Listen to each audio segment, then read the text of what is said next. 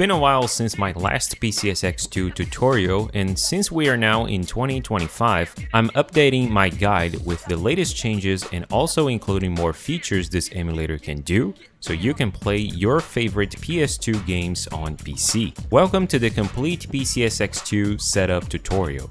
If you're planning on buying on Amazon, please use my affiliate link below in the description. Any product on the website will count and you will be directly supporting the channel.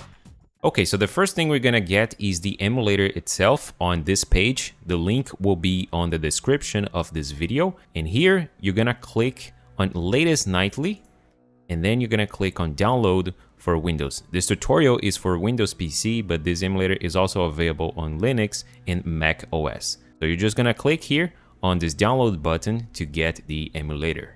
Next, we're gonna get 7-zip. This is needed for extracting files on your PC, especially if you are on Windows 10. But if you are on Windows 11, you can just use the extracting tool that it has in there. This is the same as WinRAR, for example, but 7-zip is better. The link for this page will also be in the description, so you're gonna click here on this download button to get it. And finally, we're gonna need Visual C++. It's likely that you already have this file on your PC if you played games on your PC before, actual PC games that is. But if you're not sure, you can just download this file and run it to see if it's in there. The link will also be on the description of this video. Now you have all the files with you, and I dropped these files on the desktop of my computer, and it is best that you drop this on places like the desktop or the downloads folder of your computer. Just don't put it in places like the program files because you don't have the writing permissions in there and you're gonna have issues while doing the setup. So I just recommend you to drop this on the desktop. And I'm gonna start with the VC++ file. So you're gonna double click on this one, and this window will show up for you. But in my case, since I already have this installed, I only have the options to repair or uninstall. It says here modify installation. So if this window shows up for you and it says modify installation, you can go ahead and close this window. But if it's not, you're gonna proceed and install this on your PC.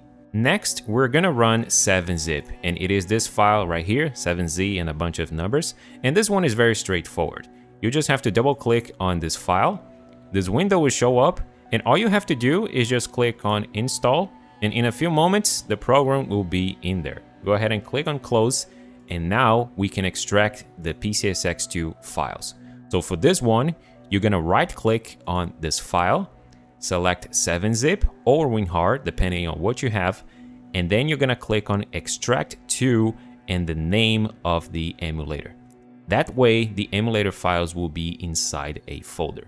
So go ahead and click on this one, and you're gonna see this folder with you.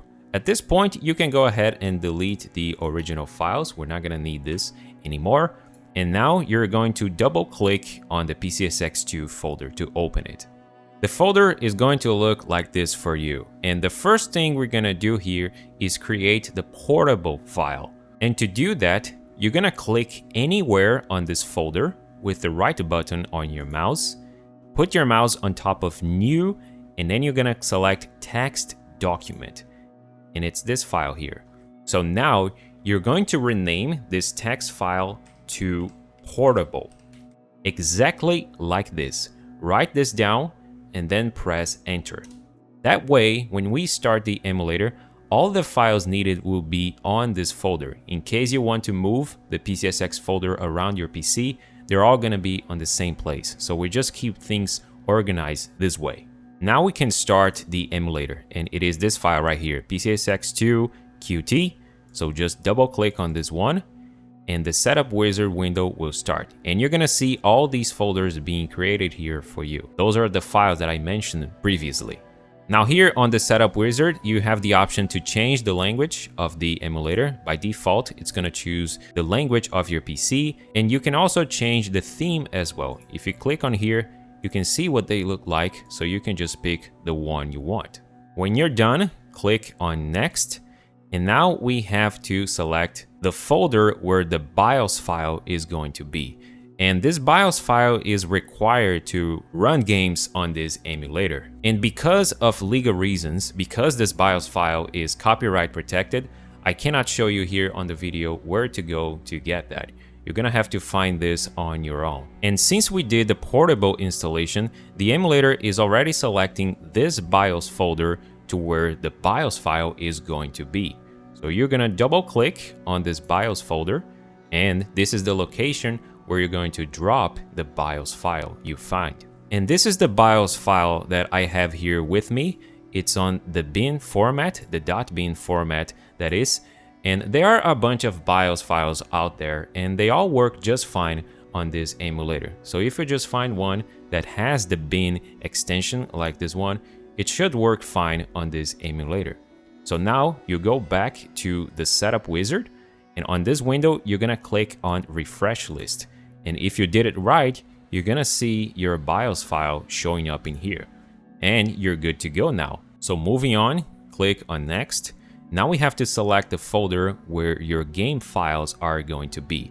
And you can see here the supported formats for this emulator. The most common one is the ISO disk image, but CHD is also good as well because it is compressed, so you have a smaller file size while keeping the full contents of the game. So what I like to do here is go back to the emulator folder and right click and select new, but this time you're gonna select folder.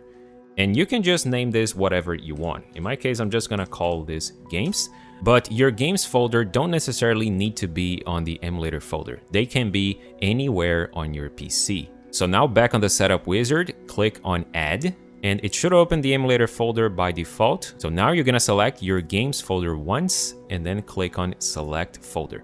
Now you have the option here to scan the directory recursively. This means that if you have a folder inside your games folder, like for example, if you want to have a folder with modded games, for example, and if you put game files in here, the emulator can find them as well. So that's what this option is for. It says that it's going to take more time to find the games in there, but it's not really that long. It's just a few extra seconds to do that. So just go ahead and click on yes. And also you can select multiple game folders as well. It does not have to be a single one. So you can just keep clicking here on add and select as many folders as you want. Now, when you're done, click on next. Now this is where we are going to configure your controller. And this emulator supports all the major controllers out there from PlayStation and Xbox, and even third-party controllers too, if they have the usual APIs like direct input or X input. And you can also play with a keyboard and mouse as well. So what you're gonna do here is that if you don't have your controller plugged in, go ahead and do that right now.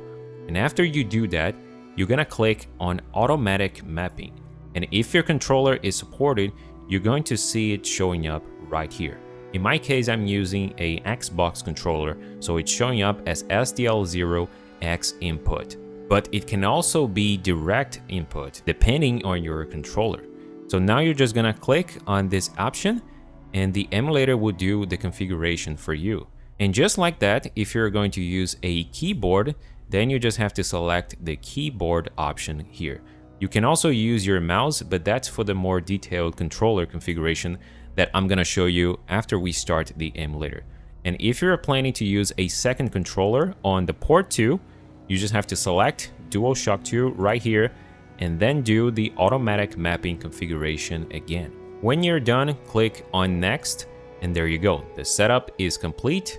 So now just click on finish, and just like that, the emulator will start. This would be a good time to subscribe to the channel and also leave a like on this video. For the more detailed controller configuration I talked about, if you want to go there, you're going to click here on settings and then go to controllers. And on this window, you're going to click on controller port 1, and in here, you can do the automatic mapping configuration again and also change the individual buttons on your controller to your preference. In case you're planning to use a mouse, first you're gonna go here to global settings and click on this option, enable mouse mapping. Now go to controller port 1, and I assumed you selected the keyboard in here, right? So you have the buttons in here. And if you want to use your mouse to select the camera, that is the right analog in most games, right here where it says up, you're gonna click on this button and you're gonna move your mouse upwards. That way the emulator can detect the movement here. And you're just gonna do the same thing for the rest of the buttons. But be aware that using your mouse on the right analog like this one is going to feel very janky, because it wasn't designed to be played that way. There is, however, a mouse injector software for this emulator, and I have a video dedicated just for that. I'll put the link on the description of the video if you are interested in that. Now, to add your games on the emulator, because we came up with the games folder, this is the location where you're going to drop your game files, of course. I have here with me these 3 games, and they are all on the CHD format, but you can also find games on the ISO format as well. Like I said, that's the most common one.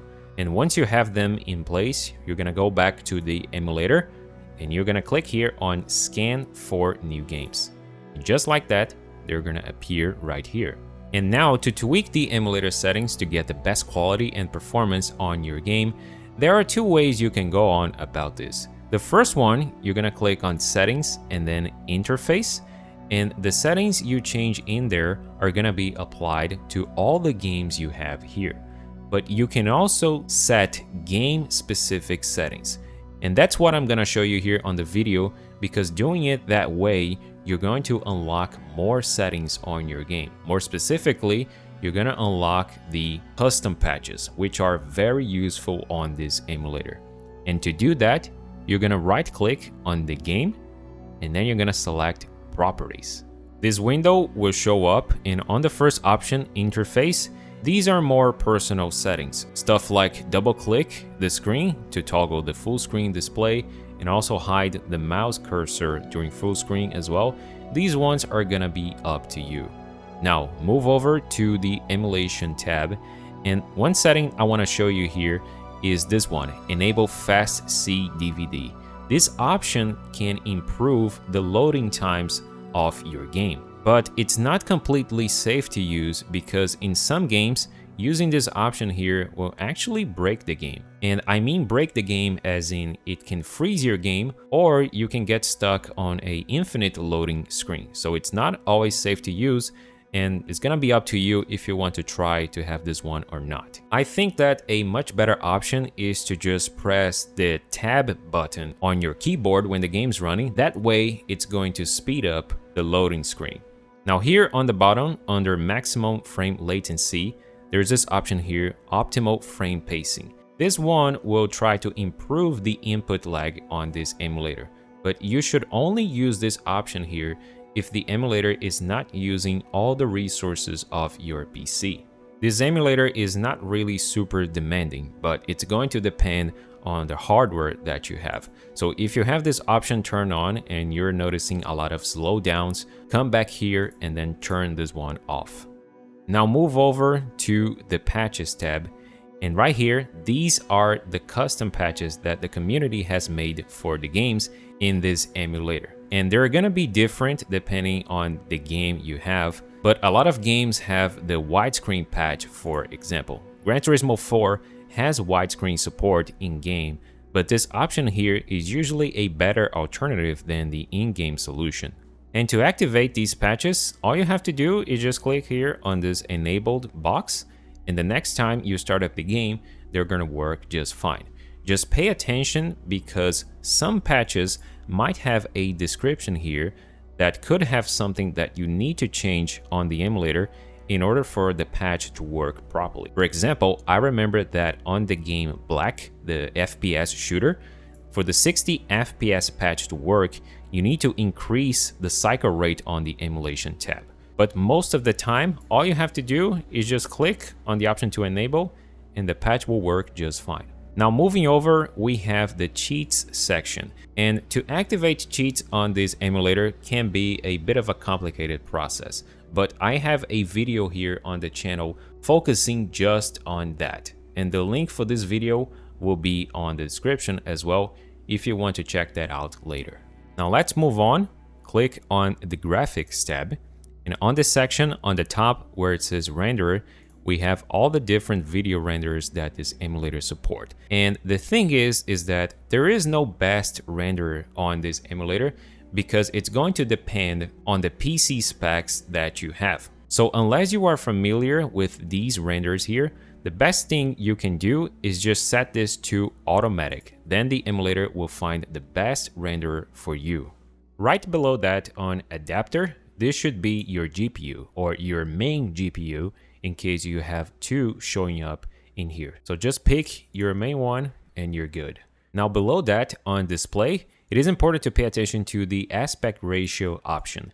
Because if you are using a widescreen patch for a game that's originally 4:3, then you have to change it in here as well so that it goes into widescreen when you start the game. Do not, however, change the FMV aspect ratio to widescreen, because even if you are using a widescreen patch, it will not change the aspect ratio on a FMV cutscene. Now below all of this, you have these options and you have the option to anti-blur. This can be useful, but it will only work in certain games, those that have a very strong blur effect in them, but on other games, this will not make any difference at all. So I will recommend that you enable this option here, but if you notice something weird with the movement on your game, you can come back here and turn this off. Now click on the rendering tab, and on the first option, internal resolution, this is the one that's gonna make the most difference in your games. By increasing the resolution here, your game is going to look better, but it will require more of your PC. Even if you select something like the 4K resolution, but you're playing the game on a 1080p monitor, the emulator will render the game at that resolution and then downscale to the resolution of your monitor, resulting in a very good looking image. So what you can do here, in case you don't know how high your PC can support the resolution here, is to start playing the game at something like 2x native, and then see if the game is running good, if the performance is good, and then you can come back here and increase the resolution even further. And you can do this with the game running, so you can see the difference in real time. Now still here on rendering, it is also safe to increase the anisotropic filtering option here all the way to 16x. This will make the game look better and it has minimal impact on performance. And with this, we are done here. With these settings, you can play most games on the emulator just fine, but there are games out there in where you have to change a setting or two. And the good thing about the emulator is that when you start a game that needs to have a different setting, the emulator will tell you that. It will tell you what setting plays best on that game, so you can just come back here and change that to fit the best settings of that one game you're playing. So you can go ahead now and close this window.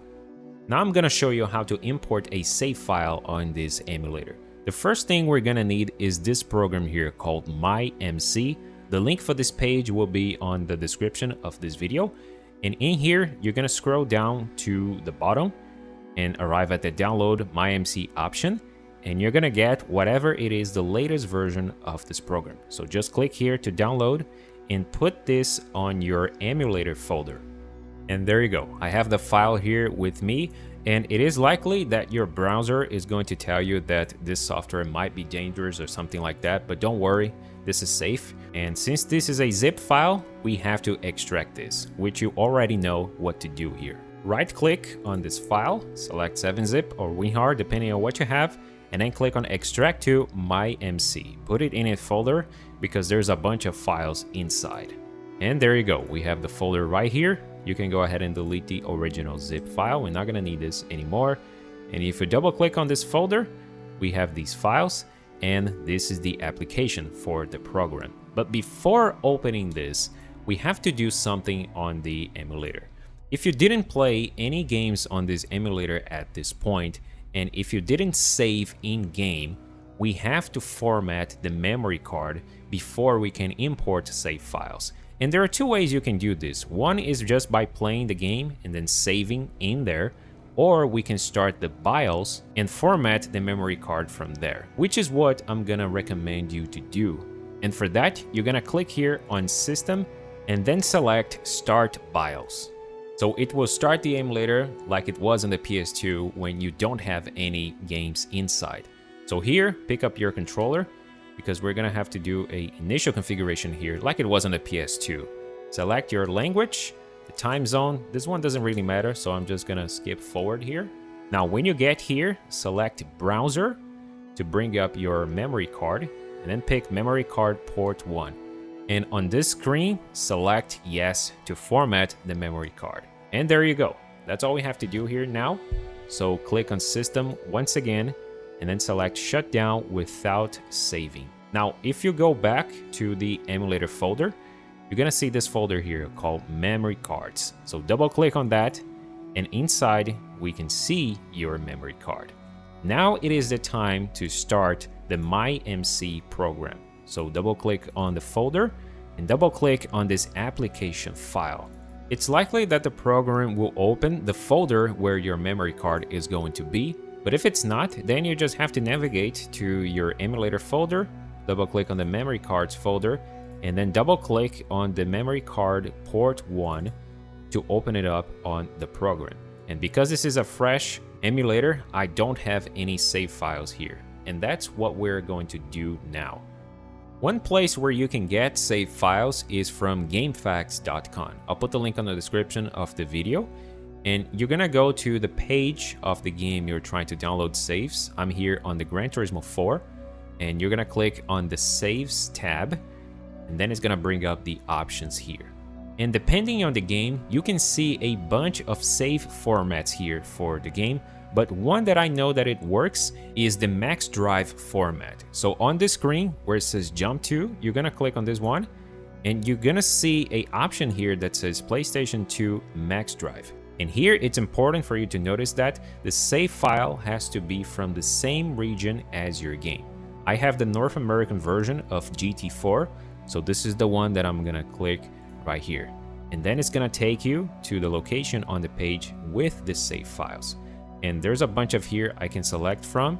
So now you're just gonna select one of these and then click on this download button. So click on this file to download it. And you can place it anywhere on your PC, but on this tutorial, I'm going to download this to the memory card folder of the emulator.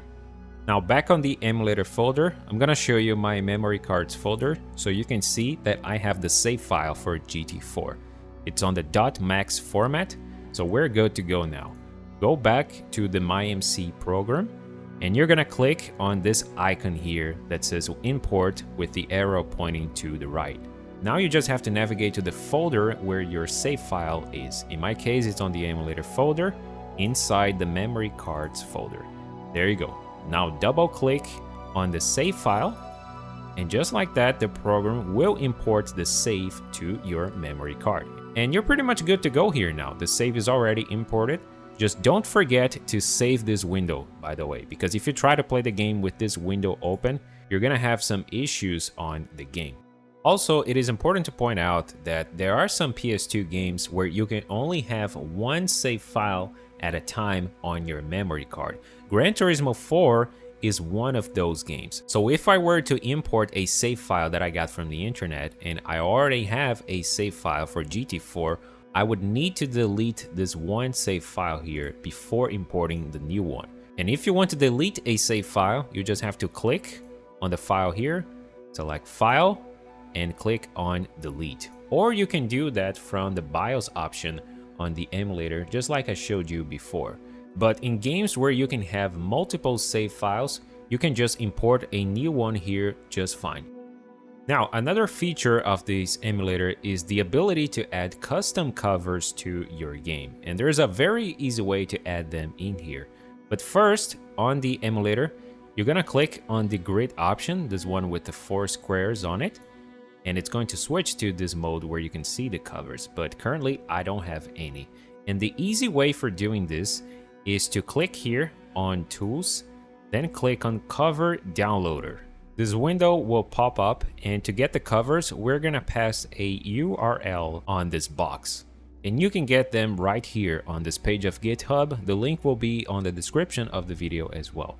And on this page, you're gonna scroll down a little bit to arrive here at the option for the default and the 3D covers as well. I'm showing you on the screen right now what the default and the 3D covers look like, and you can select which ones you're gonna use by using the link right here. I'm gonna show you the 3D cover type. So on this link, you're just gonna click on this icon right next to it to copy this. Now go back to the emulator and you just have to paste the URL in here. Right click and select paste, or you can press Ctrl V on your keyboard. Then click on Start, and the emulator will grab the 3D covers for the games you currently have in here. And if you want to switch over to the default format or the 3D one, depending on what you have, first you have to delete the covers you currently have. And you can do that by going back to your emulator folder and locate this folder here called Covers. Double click on that, and now you just have to delete the covers you have in here. Now you're gonna restart the emulator and just repeat the process by clicking on Tools and then Cover Downloader, and this time you're gonna paste the default cover link or the 3D one, right? And with this, you are ready to start your game. So just double click on the game you want to play. This emulator also has save states, and to use them, you can just click here on System and then select the Load or the Save State option. If you want to see the hotkeys option for that or change the ones in place, you can go there by selecting Settings and then click on the hotkeys window, and you can just change the ones you want in here. I have many emulation tutorial videos like this on the channel, so if you like what you saw, don't forget to check out my other stuff, subscribe to the channel, and also leave a like on this video. Thank you very much for watching, and I'll see you soon.